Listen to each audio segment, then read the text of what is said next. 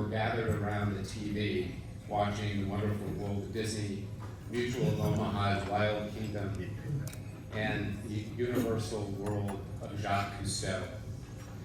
There were graham crackers and milk and a real sense of magic in the air. Looking back, I see clearly now that those moments were more than just childhood rituals. They were sparks of wonder and curiosity. They planted seeds for what would become lifelong passions, especially for me, a love for nature, a fascination, and a deep belief that imagination is where the real change begins. It is no coincidence that today, at New Day, our work aligns so closely to these early dreams that I had. Because the things that captivate us when we were young often leave an indelible mark on what brings us joy, meaning, and purpose. So here we are, gathered at the happiest place on earth, celebrating something profoundly significant. International Space Exploration Day, exactly 56 years after humanity set foot on the moon. And as if that weren't enough, just last week, we marked another milestone, the 65th anniversary of Jane Goodall's groundbreaking work in Bombay. And at 91 years of age, she continues to shape the world unlike any other person on the planet today. So to honor both of these legacies, space and Earth, at EPCOT, a place that represents the fusion of imagination and innovation, nothing could be more fitting. Some have asked us over the course of the last number of months that we've been planning, why bring together conservationists and space pioneers under the same sky? What's the link between what's above us and what's around us? And the answer is powerful. Space technology isn't about escape, but it's about perspective. It's about stewardship. From satellites tracking deforestation and climate change to innovations developed in the International Space Station that now inform how sustainable living should work on planet Earth. From closed-loop systems designed for survival in space to the tools that we use every day to monitor the oceans and protect biodiversity, these same technologies today are helping explore the cosmos and helping us protect the planet that we live on. What space teaches us is that Earth is rare, fragile, and worth fighting for. And the lungs of our planet, our forests, our oceans, and atmosphere deserve the same level of ingenuity and urgency as we reach for the stars. But the story isn't just about survival, it's about ecosystems. It's also about the organizations that protect them. This year alone, 40,000 jobs have been lost in the nonprofit and NGO sector, and more than $50 billion of aid has vanished as a result of cutbacks particularly here in the United States, according to the Stanford Social Review. Major agencies have shuttered programs, conservation projects have stalled, and research has halted. Education disrupted.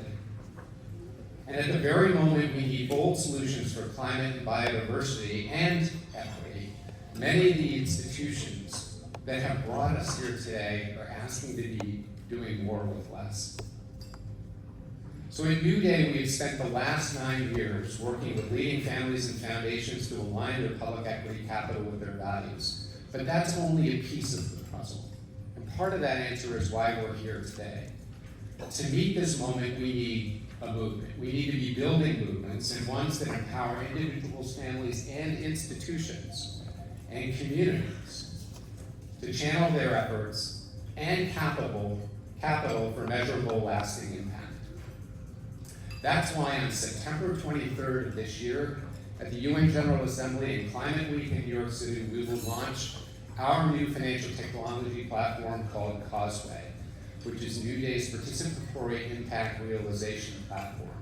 And Causeway will allow you to trace the pathway of your capital, philanthropic or invested capital, and know whether it's truly making a difference.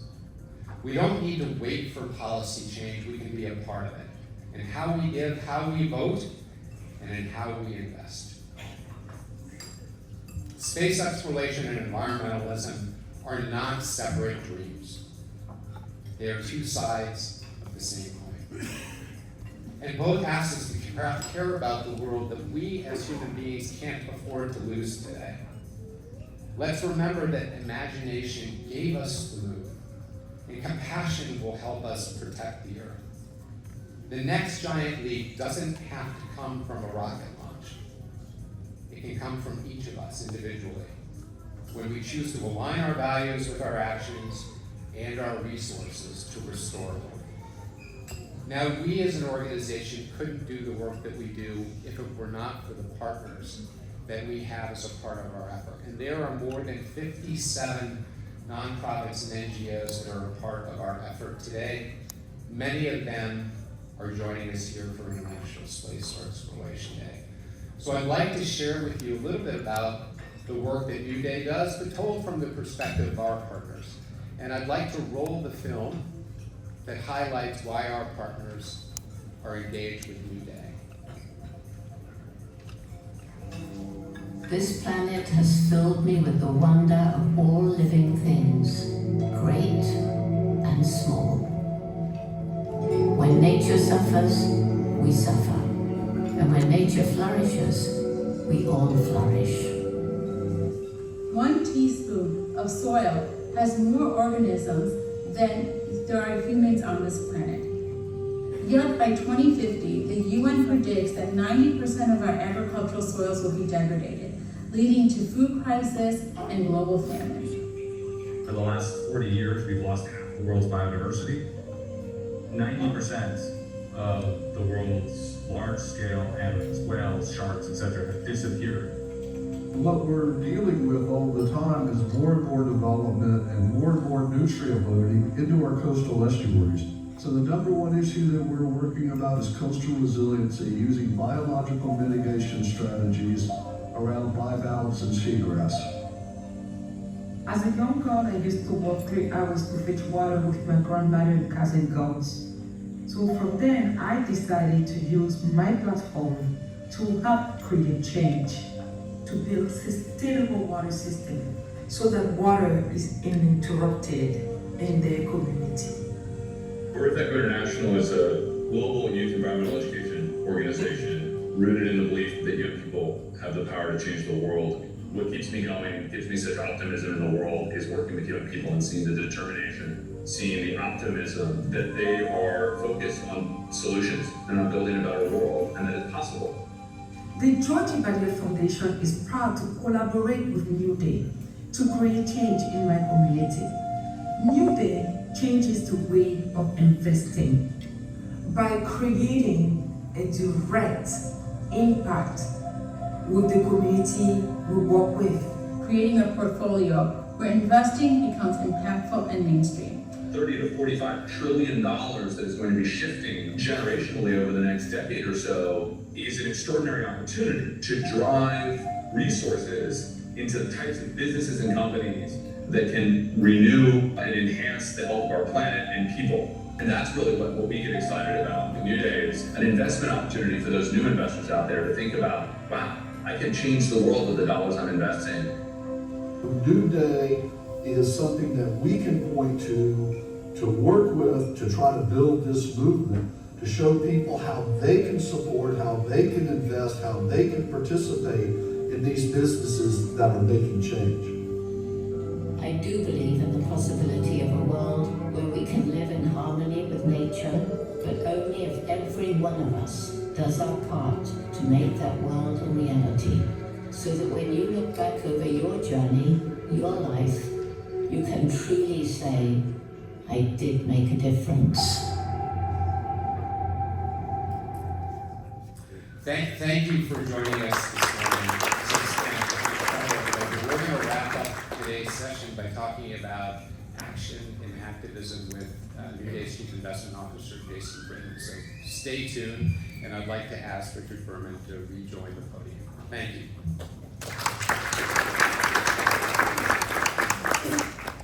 Thank you. What a great video to talk about compassion in making a difference if we all participate. And so it's about my honor to introduce, you guys okay? David Randall, who I mentioned earlier, and who is, for me, been one of the biggest dreamers, but what makes him different is the dreams come true. He makes them happen. And so it's my honor and pleasure to introduce David Randall. Thank you, Richard. And I want to take just a brief moment to thank all the sponsors of this, New Day, Jane Goodall Institute, Blue Community Consortium, National Space Society, that have all really, Rosen College for Hospitality Management, all come together to make this a reality. Happy Space Exploration Day.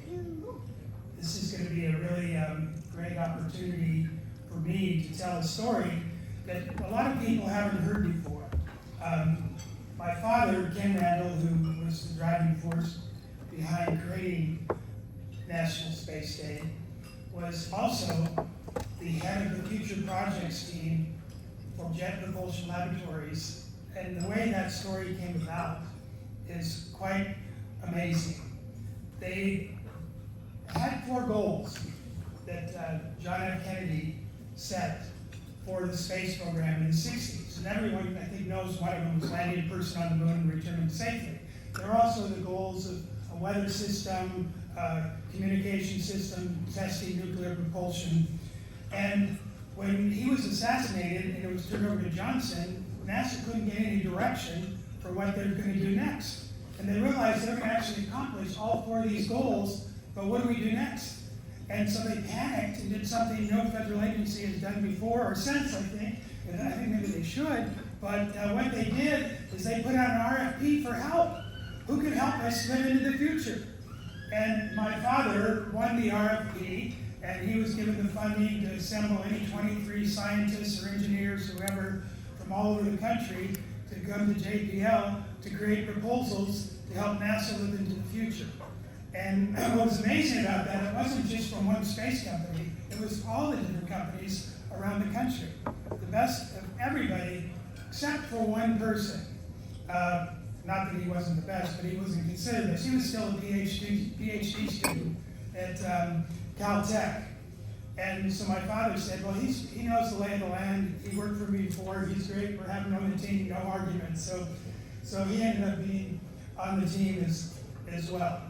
So that plays into the story here, because what happened when Johnson couldn't come with a decision due to civil rights and the escalation of the Vietnam War, the war on poverty, his political challenges, and so forth, they had to go to this thing. So I found myself in Locking Out of high school. Now, why is that significant? Because it's right next door to Jet Propulsion Laboratories, where all this was going on, and Caltech, which is part of that campus.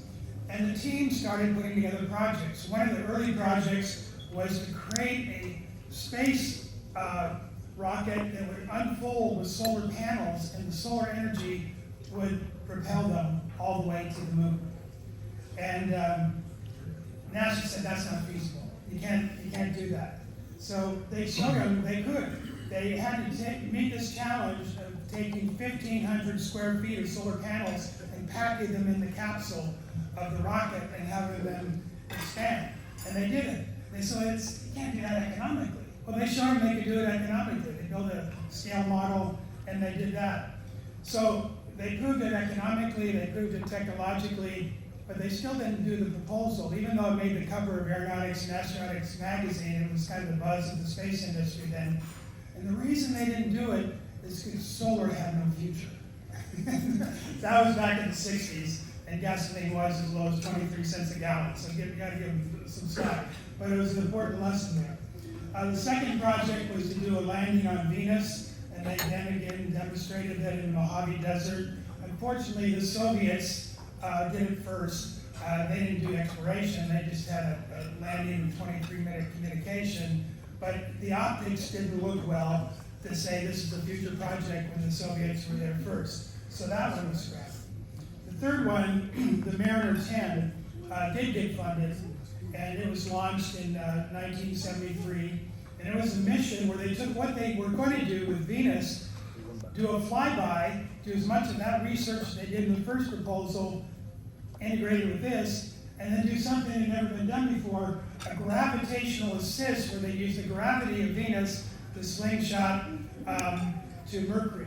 And so that was the Mariner 10. Now what was interesting, the gentleman, Gary Flandro, that I told you was the PhD student, the controversial one on the team, while this was going on, he calculated with nothing more than a slide rule and calculator that there would be a 12-year window where all the planets would line up and we would be able to then explore the whole solar system. So that's what they did, and it's so the slides were advanced, I just see.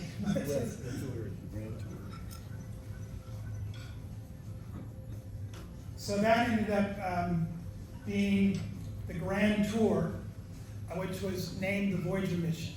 Now the Grand Tour was set up to have a giant spaceship explore the whole solar system, but there was a problem. Back then, the federal government actually was concerned about budget deficits. And President Johnson said every single federal agency had to take a 10% cut. So after they funded the whole thing, then they said they can't do it now because we had the 10% cut. So the team, very creative and innovative, redesigned the project to have 2 smaller capsules, rocket ships, that would cost less money, and then the second one could follow up on what the first one learned, so 2 for 1, and they renamed it the Voyager mission. And the Voyager mission is still the most successful unmanned space mission in history.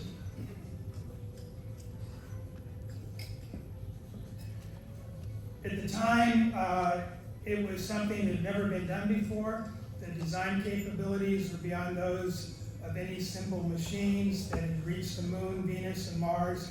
And it's the most complex unmanned machine ever designed at the time. And it's the first spacecraft ever to leave our solar system, and it's still out in the interstellar space, and it's still communicating. And just last week, it had some new discoveries about a new firewall that's changed the whole way we view science and space. So we're still learning from the Voyager mission from that standpoint. Well, there's many lessons that we can learn from the future projects team. One important lesson is that we have potential to do things that haven't been done and to do them in new ways, which the team demonstrated over and over again. Also, we need to be careful, like in the case of the solar exploration of Venus, Jupiter rather, not to get too far ahead of our public or our team that they won't come along with us for the future thing. We also can build on successes to do even greater things.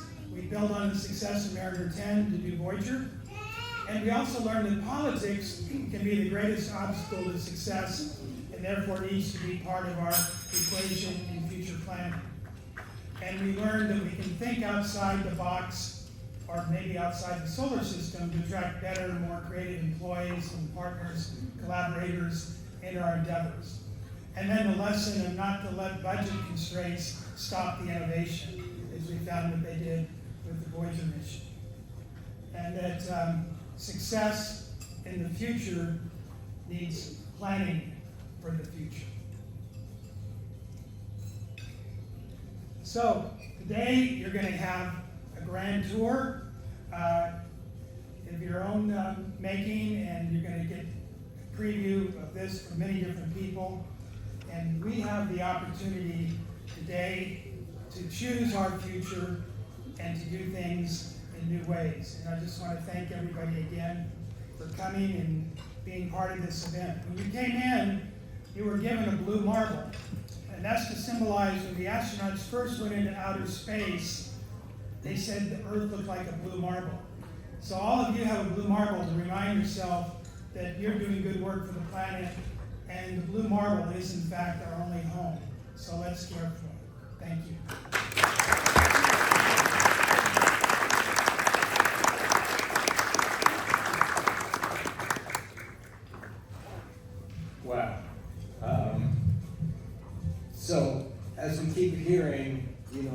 Earth and space are together.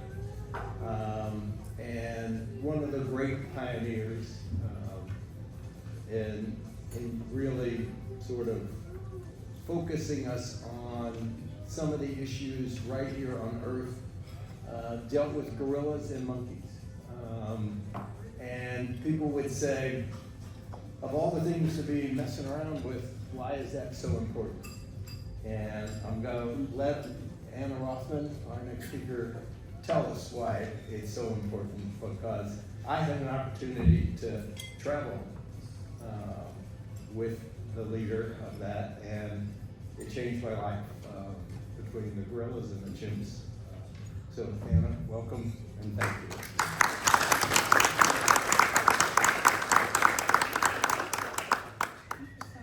Okay, great, and it's the green button.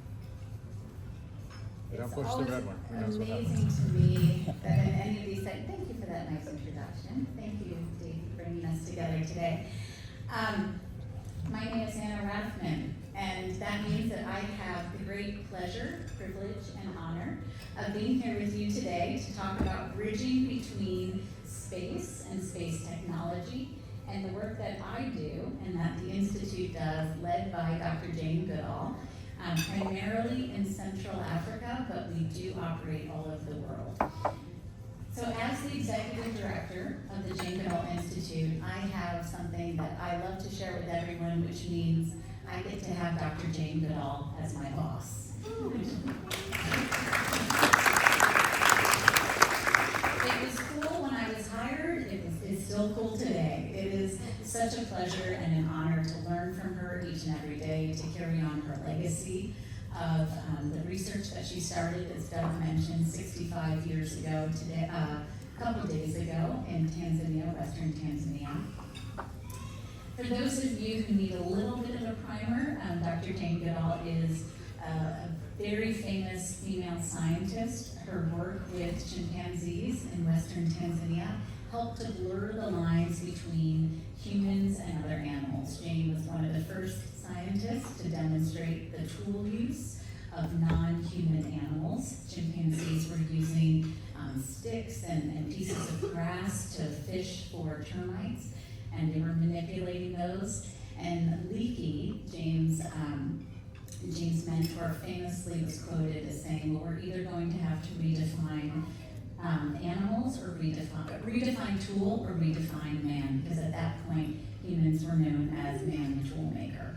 So Jane has now gone on, she's 91 years old, and in that career she continues to teach us new things every day and to inspire us with hope for the future. As I said, our work started in Central Africa, primarily in Tanzania, but it has since expanded in those 65 years, really across the globe. I'm fortunate to have colleagues all over the world, and we run an education program that's featured in over 70 countries around the world. That's called Roots and Shoots, and I was having a couple of conversations. Yes, we love Roots and Shoots. I was having some conversations earlier. Roots and Shoots is a wonderful program for anyone young at heart. There is no age limit, and it involves making a positive impact for people, other animals, and our planet. So how do we do our conservation work at the Jane Goodall Institute? Well, Jane famously talks about how, as she was learning more about the chimpanzees that she was studying and the environments where she was studying them, humans play an integral role in the success of that species and in protection efforts of those environments. So when we engage in conservation efforts, we do it in a holistic way. We work with partners in the communities where we work. We work with local law enforcement, international law enforcement around wildlife trafficking and trade issues. We work with young people in those communities around education efforts, and we spend a lot of time doing this. Let's see if I can go back. Oh, getting fancy here. There we go. We spend a lot of time doing this, which is deep listening, learning from the communities who are most affected by the conservation efforts that we are looking to share with them. So this program is called Takare. It's a framework that we use for listening and learning. And I'm gonna see, this is gonna be, let's see, it's an adventure here to see if this video. one of our closest living relatives, have had their populations decimated over the last 50 years. All that time, Earth-observing satellites like Landsat have been documenting the shrinking of their home, Africa's equatorial forest belt. The Jane Goodall Institute uses satellite data and images in their Takari program, supporting local communities in implementing their own conservation plans, which have helped restore vital chimpanzee habitat. Takari gives me hope. The way it gives me hope is it is changing lives. And it is also empowering the local voices. There are people, they call themselves like forest guardians, friends of forest. There are people who are becoming, tree planting groups. More recently, with support from NASA, JGI has used dozens of variables from Landsat data, like vegetation and tree cover, to create a habitat suitability map for chimpanzees. Mobile apps also bring in data in real time to allow communities to actively enforce the protection of their village forest reserves. With support from USAID, community leaders have even used this data in land use planning, voluntarily moving farms away from areas where forest restoration would lead to the greatest gain for watersheds, people, and chimpanzees. After years of forest loss, satellite data has helped support habitat recovery. It works both ways. Sometimes you show a lush forest and then you show how a few years later it's devastated. There's just a few burnt stumps. But on the other hand, there are other images which show you a devastated landscape, and then 5 years later, trees coming back, regeneration, new hope, new life. So the stories that you can tell around the images, along with the images, make something very, very powerful. And you need both to make the kind of impact that you need to make today to help people understand the devastation we caused, but to give them hope that we can turn things around. And that's what these satellite images show so clearly. Great, well, Jane said it so beautifully. This video was produced in partnership with our friends at NASA. We've had quite a long relationship with NASA and several other space groups, space companies, and satellite imagery companies. But NASA produced this video. It's actually shown at the Natural History Museum in Washington, D.C., so it's at the Smithsonian there. And you can come and learn about how NASA is working with groups like ours to use their satellite technology. So really proud of that. Also wanted to share, Jane mentioned it shortly in that video about this land suitability studies that are done. We work with Planet, and they are one of our partners as well in creating habitat suitability maps for chimpanzees and chimpanzee ranges that helps inform these international bodies and governments where these animals are found to create conservation action plans. And those conservation action plans then lead to protected areas, they lead to various other conservation investments and engagements. So using that data that we get from Planet is very significant when we work with IUCN and others on that. And then looking forward, I'm going to use a couple words here that, please don't ask me about later because I'm not entirely sure I know what they mean, but the hyperspectral imagery and synthetic aperture radar. Both of these are technologies that we are closely watching. Hyperspectral imagery we're looking at because it gives us a better visibility into, we can identify plant species in the areas where we work, soil composition, geology, all of that from satellite imagery. And the synthetic aperture radar is really cool. It allows us to see movements under these dense canopies. So if you can imagine the areas where we work, there's quite a bit of vegetation, very thick canopy cover, and having that synthetic aperture radar from the satellites allows us to even see individual chimpanzees as they're moving around and leaving some of these conserved areas. So it's an unbelievable opportunity for us to continue to do these non-invasive surveys of the animals and of the environments where we work. And then finally, why does this all matter? It matters because of decision making. And we see our role at the Jane Goodall Institute not about telling people what they must do, but by encouraging them of what we should do in the best collective decision making possible. So when we're working with our partners at ESRI, at NASA, at Maxar, at Planet, at any of these space organizations and satellite groups, we're looking at it through a lens of how can we get that information into the decision-making hands of those who are going to benefit most from it. And those are the local communities in Africa where we work, and then globally, all of us benefit from having these protected areas. So with that, I will turn it over, but we are so grateful to have this opportunity, thank you so much, to share just a little bit about our work and our long history of working in the GIS field and how we're using it today. So thank you.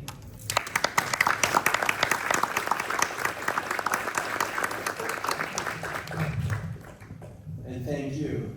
Again, hopefully you all feel that we talk about chimps or gorillas, and we talk about science, and we talk about technology, but at the end of the day, we're talking about the kids, people living today to make a better life and a sustainable life. And I can't think of a place that really does this sort of what I'll call connection more than the University of Central Florida here, which has been close to space and yet have big agriculture, big programs that are making a difference every day. And it was, for me, a treat to meet a space czar. And he can explain, Geometry, how you are the space czar at this university.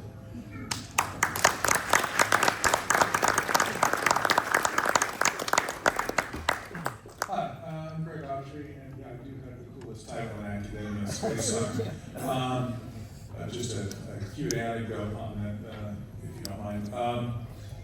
Steve Martin had an album back in the 70s that I really liked, a comedy album, where he talked about negotiating principle, and he was a terrorist who'd taken over some building, and he was going to kill everybody if he didn't get $1 million in cash and a private airplane and the letter P stricken from the English language. And then he explained, you have to make one completely crazy demand so that they'll focus on that, and you get the cash in the airplane, no problem. And you can see it on the letter P, right? So I told the university, I wanted this, and I wanted to be called space czar. And so clearly I got shorted on my salary. Sorry about that. Anyway, University of Central Florida was founded in 1963, the year I was born, to do workforce development for NASA and for Cape Canaveral out here. And it is affectionately known as America's Space U. I'm so excited that our university president, President Cartwright, is focused on consolidating that position and refocusing the university on several themes, the top one of which is space. And so I've been hired to bring the space enterprise together. I'm also a visiting professor at Imperial College London, world's second best university according to the latest rankings. And I appreciate having the across the pond connection with that. You may have heard that I am the current nominee to be the Chief Financial Officer of NASA. We are waiting for the US Senate to do something about that. But I wanted to share a quote, and I wasn't sure how big this screen was going to be, so I'm not sure that I can read my own quote from here. But I believe it says, this is from my book, Red Moon Rising, why should the American government or billionaires spend money in space when we have real problems right here on Earth?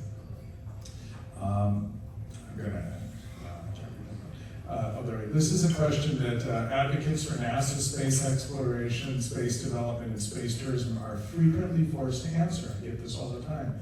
It's a fair question all too often that scientists and engineers have not satisfied. So where it comes down to it, as David mentioned, money matters. And in that vein, when I think about government policy and government spending, I like to start out with this principle. Government policy should be constructed with the interest of benefiting the greatest number of people, all other things considered. Fair enough? Now this begs the question, who are all these people, right? Where do the greatest number of people live? Are they in Washington, D.C.? Are they in Houston? If you did space policy, you might think so. Huntsville? California. California is the most populous state, at least until they all move here. I did last year. India. India is the biggest country in the world. I'll tell you this, it's really important when we think about policy to realize that most people live in the future. We've got to not think statically. We have to think about the panel data. And the reality is that when we set policy, we should be concerned about the people who aren't here yet. But we don't do that very often. And I don't think anything represents that more than this chart here. If you look at this chart, the blue line down at the bottom, which is flat, is spending on NASA per year, and the red line is spending on Medicare. Now, bless all of you folks that might be Medicare recipients, but the fact of the matter is that represents where we're putting our national investment, and it's not in the future. We need to think about that, and that creates a challenge for any program in the discretionary budget, the budget that Congress actually has management control over. But if you look at the total federal budget, which is the blue line, versus the dotted red line, that is the federal budget if you removed NASA, if you shut it down entirely and saved every penny by canceling every program. I can't see the difference because it is a teeny fraction back during the Apollo era. It was actually about 5% of the national budget at its peak. When George H.W. Bush left in 1991, it was 1% of the federal budget. When I had the honor of serving on the NASA Agency Review Team, part of the Presidential Transition Team in 2016, and we set some agendas like the Artemis mission, and recreating the National Space Council, and eventually the Space Force, NASA was 0.4% of the federal budget. And as of last year, 0.3 something percent of the budget, and as you know, there are cuts proposed across the government, including NASA right now. So, what do we do about this? Well, one of the things we can do is get away from what we call bespoke systems. We built some amazing hardware, but each of those pieces of hardware was a unique piece of engineering, and almost every component of it was designed very specifically to bring it to its fruition in a custom way. So you look at the James Webb Space Telescope. James Webb Space Telescope's initial budget was in the hundreds of millions of dollars, about $800 million, and when it actually flew, it was about $12 billion, an order of magnitude cost increase. And I say to scientists and engineers, if your engineering estimates have been off by an order of magnitude in this project, would that be a problem? I say to the scientists, if your science measurements were off by an order of magnitude, would that be a problem? Yeah, but when I talk about the budget, they're like, oh, no, it's done amazing science, and the pictures are great. But we have to think about that difference.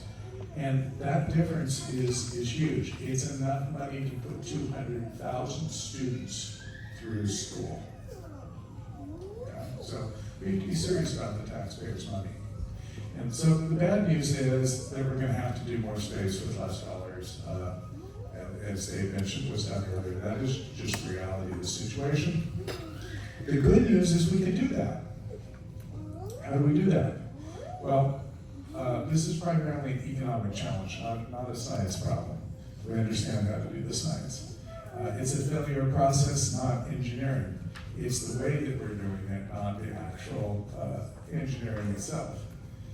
And the big costs are in the supply chain in the process, not the salaries of the individuals working on it. It's not the money that's being paid to scientists and engineers, it's the supply chain. So the solutions rely almost entirely on using markets and management.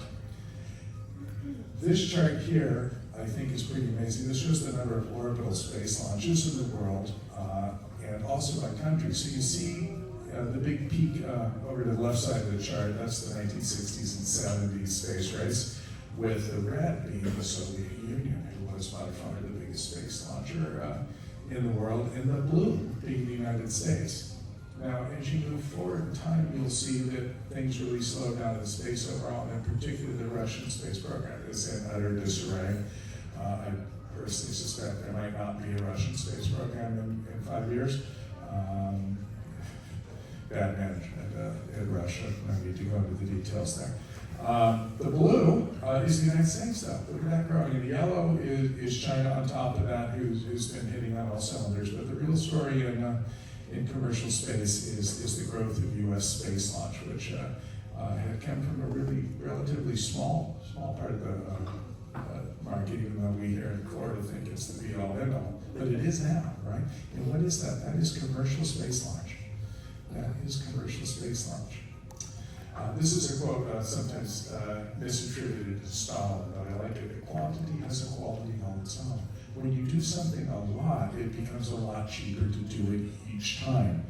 These are the number of objects lofted into space per year. Look at that. It was just flat from the 1960s up until about 10 years ago. There would be a couple hundred objects put into space every year. Now we are putting thousands of objects into space. There were about 1,000 active satellites in space 10 years ago. There are 10,000 active satellites, again, an order of magnitude. So not only are we able to put a lot more things into space, primarily because of the driver of commercial space, but we're able to produce these satellites in an assembly line fashion for commercial applications, whether that's the Earth imaging, synthetic aperture radar that was mentioned, or the communications like Starlink. How many of you use Starlink? If you haven't, you should. It's freaking amazing. I was on a ship from Costa Rica to Tahiti earlier this year, across the most empty part of the Earth, the eastern South Pacific Ocean. There's nothing there except Easter Island and the Galapagos. And people at UCF did not know that I wasn't in the office. It was like the Zoom meetings were that good. All right, so how do we lower costs? This chart doesn't show up so well here, but this is a mapping of the launch cost per kilogram over time. There are dots there that you can't see so well that show every different type of rocket up there. But bottom line is that cost has suddenly dropped, and it's mostly because of the rockets that you see over the lower right-hand corner, the SpaceX Falcon 9, the new Blue Origin, New Glenn, ULA's Falcon, and soon SpaceX's Starship are driving the cost of launch from $50,000 a kilogram down to potentially less than $1,000 a kilogram. That means basically high school students using components off the shelf in the new commoditized satellite industry can put together a satellite and have a car wash or a bake sale or something and raise the launch cost eventually to put that thing in orbit. This is transformative, not just for NASA, but for the world.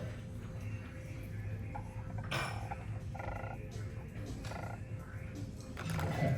And that is basically, my bottom line is that we are going to have to embrace the quantity option that we have, where often you can get 80% of the science that you wanted in the original mission, like with Voyager, but you get 2 spacecraft instead of 1. Well, we might get 100 spacecraft instead of 1, and that is the new direction that I think we're going to see space finance go for both the public, civil space sector like NASA and its fellow agencies around the world, and for commercial. We're going to be living in a world where you really get a grant as a professor for $50,000 and actually probably do some sort of small space mission with that. That's a transformative thing, but it's not crazy. When you think about it, National Science Foundation, if they wanted to, I don't know, fund an investigation of a mole that lived in Patagonia, they wouldn't build a special aircraft to send the scientists to Argentina and then build a special pompous rover to drive over and find them all. They put them on a commercial space flight, they rent a car, they point the stairs, they turn their receipts in when they get home, and we've done science, right? So we're gonna be it that way. And then someday, and this is what excites me most, we have 2 commercial astronauts here, Sharon and Mark, who have flown in space twice, okay? Wow. We're going to be to the point where people are going to be able to go to space and do their own experiments for a fraction of what NASA pays now for a seat to do that. So it's an exciting, great new world, and I'm excited to be there. So thank you so much for inviting me to the stage to be with this amazing group of people. Thank you.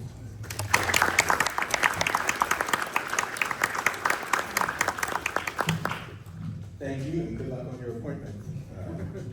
So the next speaker, Robert Katz, and I had this long introduction, I was just told cut it down, it was the best one I could do. But quickly, all of you sort of remember the Star Wars and the missile defense symbol, and that Israel's dome, etc.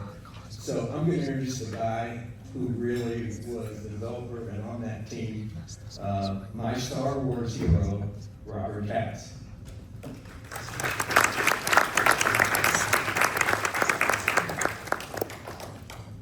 Great to see everybody. Wow, it's hard to top all of those amazing people. There's so much inspiration here, so many inspiring women like Jane Goodall. We even have some other inspiring women in the audience, which I'm going to do some quick shout outs here. So we have Scarlett here from University of Florida. Everybody, University of Florida. And we have, where'd you go? We have Nancy here from the Palm Bay Chamber. Say hi, Nancy. Hi, Greater Palm Bay Chamber of Commerce. And we have 2 amazing NSS volunteers here. Who do we have here? 2 amazing Wonder Women. Lori Geiswhite, Space Coast Lori. And Elizabeth Schneider.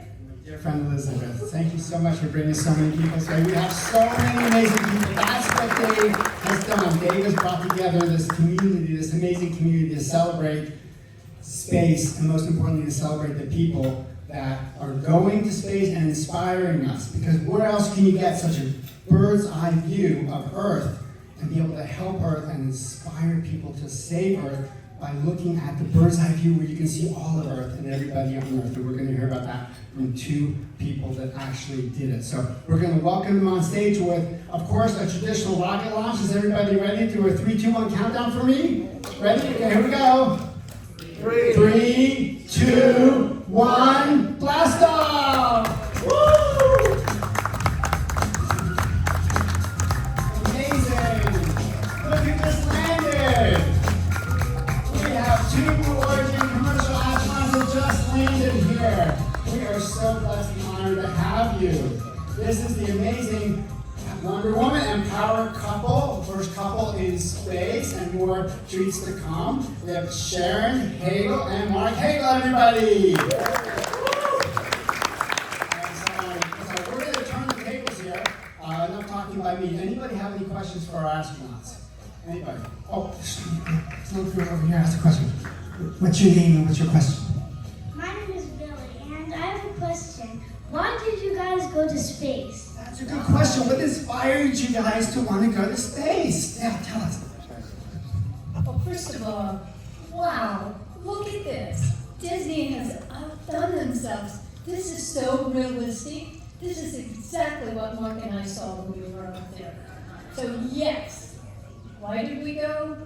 Why not? Why not? If you have an opportunity to go. Why did I go to space? When I was your age, I was on a raft that my next door neighbor and I built. We were floating in a lake, and I was watching out on the edge in the sky, and I saw in the sky this fire line going up into space, and it got about that high up on the altitude, and it blew up. And what was that? It was one of the first rockets ever launched from Kennedy Space Center with the Vanguard series. And I went home and I asked what it was, and I learned what it was. And you know what I found out? When you're your age and you understand the possibilities of going to space and what it might be like to be an astronaut, or what it might be like to be involved in the space program, That's when you get excited about it. And the more you learn today, the more you're apt to do it in the future. Just to add to that, I think we are living in such an exciting time. When I was in the 6th grade, I was listening to a PA system announcing Alan Shepard to be the first American to go to space. 12 years old, in West Virginia.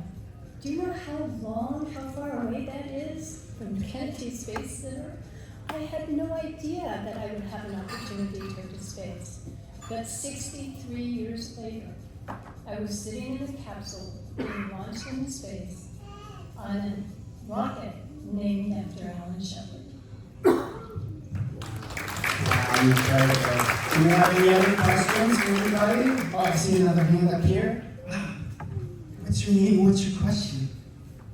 My name's Ethan, and my question is, what did it feel like when you went to space? That's such a great question. Yeah, tell us what it felt like when you were looking down. Let me show you something. You see this picture right back here? Look at how thin that blue line is. Look at how thin that blue line is around the edge of the Earth. That's what it looks like from outer space. So what did it feel like when you went to outer space? It touched you emotionally. It made you recognize. Here we go. There we go. There's triggers. We do this every time we start talking. It changes you. It changes your outlook on life. It changes your outlook on the planet. Look at how fragile that thin blue line is. And it changes you where you feel you have to give back to the benefit of humanity. There are all the physical aspects. When the engines ignited and you felt the roar of the engines going to space, it was incredible.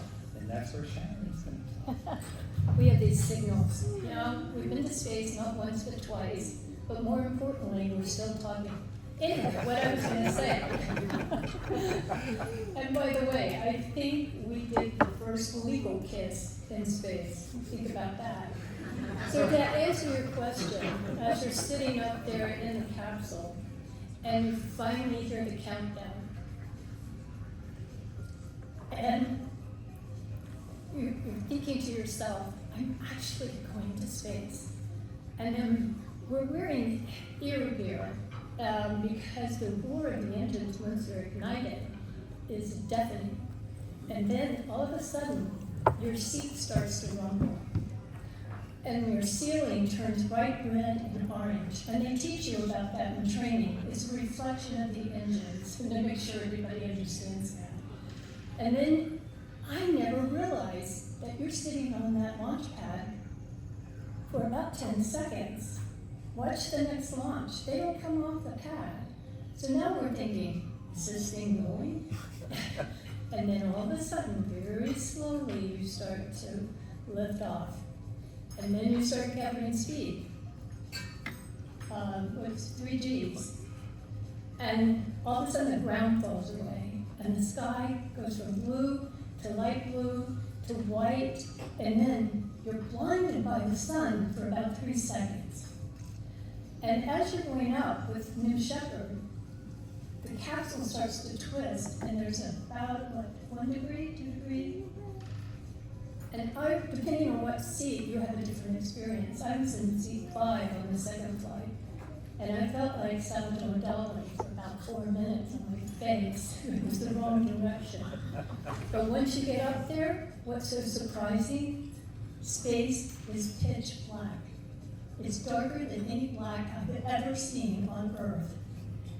And it's the most emotional and spiritual journey you will ever experience. I don't know what happened up there. I was doing a Zoom call with a university student from Lucerne who was doing her thesis on the overview effect. I think some of you are here. Right? So we started talking about how did it feel, and I said, well, it was very emotional. And she goes, no, emotions don't last that long. It had to be something else. So I thought about it, and she's right. We were imprinted. When you have an opportunity to look back on Earth, and you see how fragile you are, it changes you. And like Mark said, We have a responsibility to come back to Earth and make it better. Wow. And we are, there's a couple other Wonder Women here, so this is my dear friend Leah. So you are from Leah? I didn't have a question. You kind of put me on the spot. My name is Leah Shelley Doolittle. I live here in Orlando, and I run the Earthlight Foundation. Earthlight, so that's another amazing organization that Dave is helping to bring together everybody. And so they said they do amazing work here on Earth. So how do they do that? Well, they came down to Earth, and what's the first thing you do when you come down to Earth? You say, I'm going to Disney World, right? And in addition to that, oh my gosh, the grand finale already? Oh my gosh. So here is, do I introduce your space dog? This is Saba, the space dog. He's been with me ever since every step of the way with Space Kids Global, which was founded 10 years ago. We're a nonprofit right here in Orlando. And as of May 5th, National Space Day, we announced that the two of us have visited over 1 million students around the world, getting elementary school kids excited about living on planet.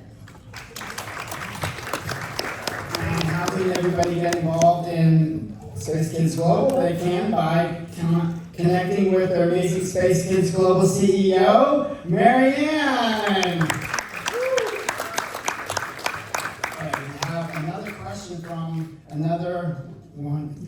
We're talking about university students and how important it is. And so look what you've done. You've inspired all these people. That we know that we know test pilots can go into space and sometimes scientists, but ordinary people can even go into space. And so think about that inspiration and all the people that helped you get into space. Because everyone astronaut, there's tens of thousands, if not millions of people here on Earth, and that could be all of you that could be doing that. Could be going in space and helping people go into space. Yes. Thank you. I'm Ginger. I'm working on my dissertation on cognitive maps of astronauts. So I interview astronauts about lifelong stories as you two both deeply reflected on your experience having and experiencing the overwhelming fact. I want to know the moment that you look at Earth and when your hearts were deeply touched. That moment can take you back to which moment the youngest you, the smallest version of you, when you first look up into the sky and thinking that, oh, I may want to go to space. Thanks. Thank you so much. Thank you so much. Gosh, the youngest version of myself, I don't remember that far back, I'm too old. When I was a tiny little kid, you get impressed by certain things in your life. And I mentioned the rocket going to space, but I remember in the 3rd grade, I had a 3rd grade teacher. And as Frank White would point out, he would talk about how people are influenced, usually by a 3rd grade teacher, 1st, 2nd, 3rd grade teacher. And that's what's so important, that needs to be impressed on all the parents that are in the room, on their children that are here today, that it's the young age, it's that age where you get impressed and it sets your direction and your life goals and your expectations in life.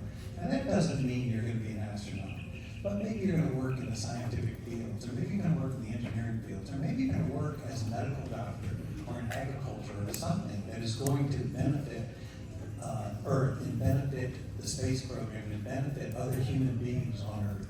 And it's the inspiration to be involved in the technological fields that introduce to you at that age that makes all the difference. It really is. Yes, for me, I think, we are just so grateful for the opportunity to be involved in the space industry, especially early in the exploration.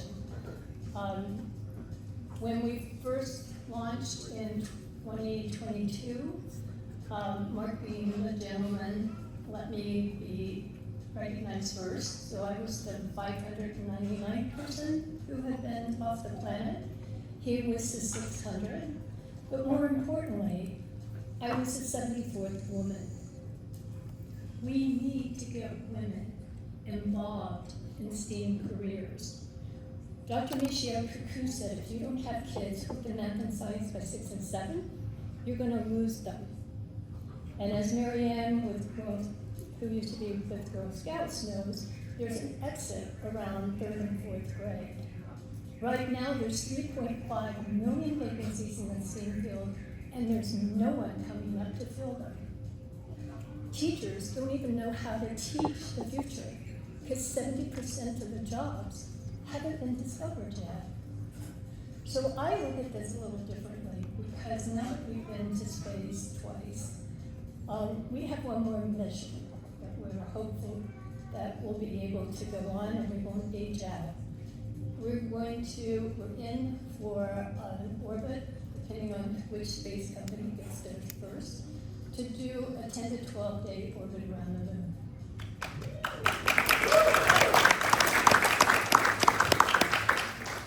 Now what changes, what we felt the first time, the second time, but now we're talking about the moon.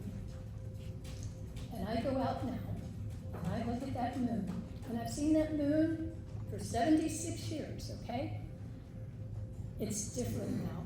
There's hope, which is what we want to bring to our young people today. There's hope, there's been a shift in this perspective, and now I look up at that and I go, gosh, I might do that. And on that, I can't thank everybody here enough. I can't thank my wonderful, amazing Blue Origin astronauts, my dear friends Sharon and Mark, and David for bringing us all together, Marianne for the Space Kids Global, and all of you for being here to celebrate all the amazing work that we're all going to do together to make this world a better place. So thank you very much, everybody. We appreciate it. We'll see you in space.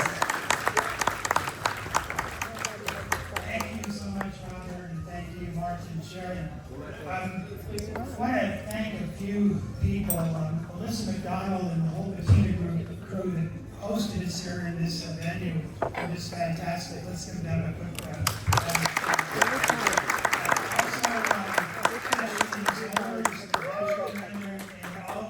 To make this happen. Bert Dick and Ginger Chen from the National Space Society and our planning committee. All of these people, it's not just me, there's a lot of people involved here.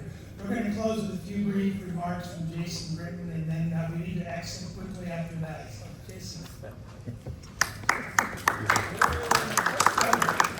I'm going to forget, I have to acknowledge my brother Tim that came all the way from Colorado. We're very proud of him.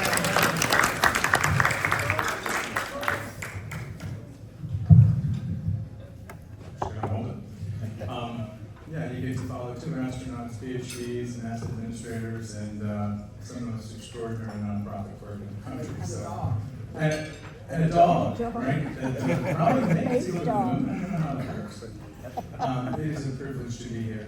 My name is Jason Britton, and I'm the Chief Investment Officer for a firm called 3-Day Impact.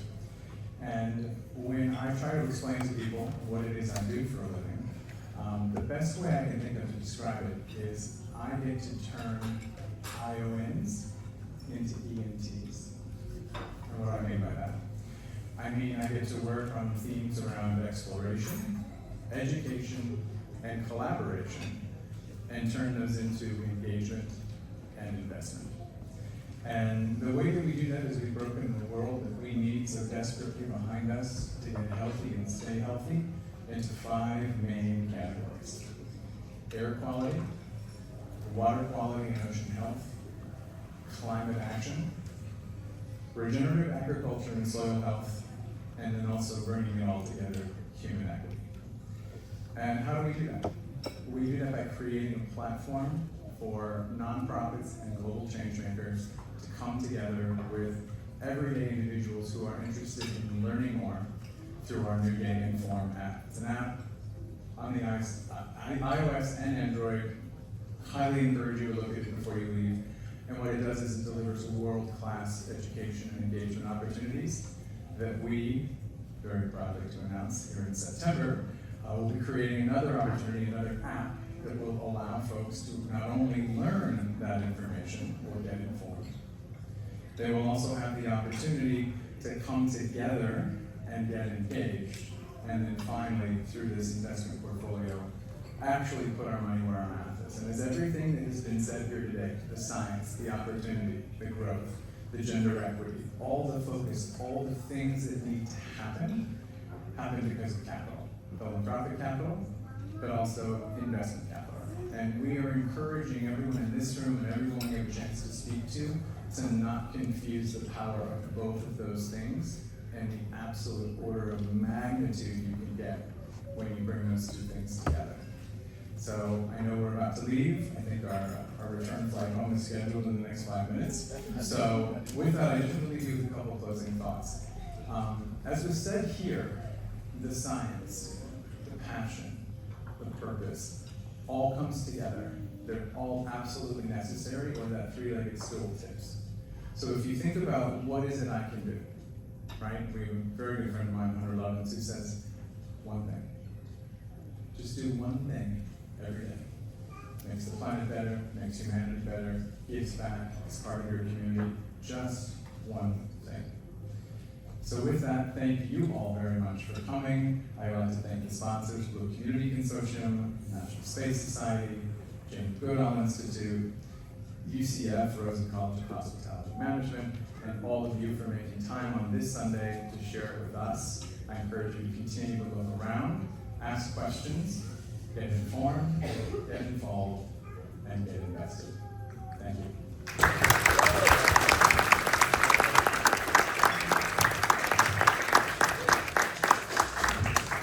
Can I get a group picture of all our presenters? You want to join? For a picture. Brad, you are free to say more. On time. On time. Great job. He didn't speak, but he's part. Hey, he doesn't have to speak. He doesn't look at your score. Thank you so much. That's great. Good question about the Pardon me.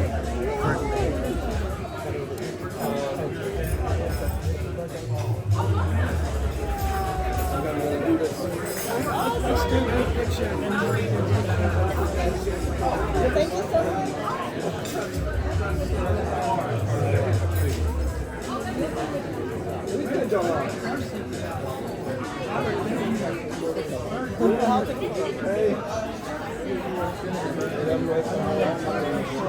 Oh, sorry, you go right there.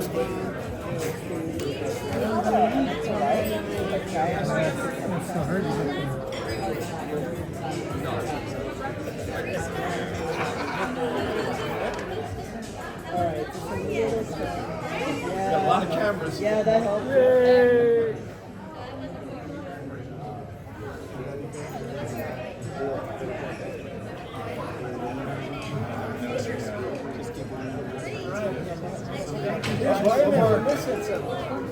Yay. All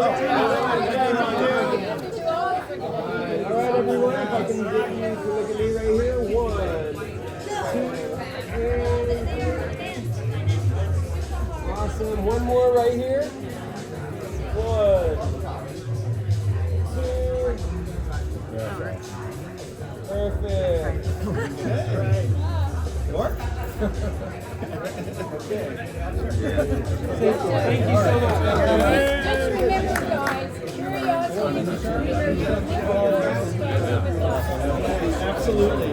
Thanks so much. I do too.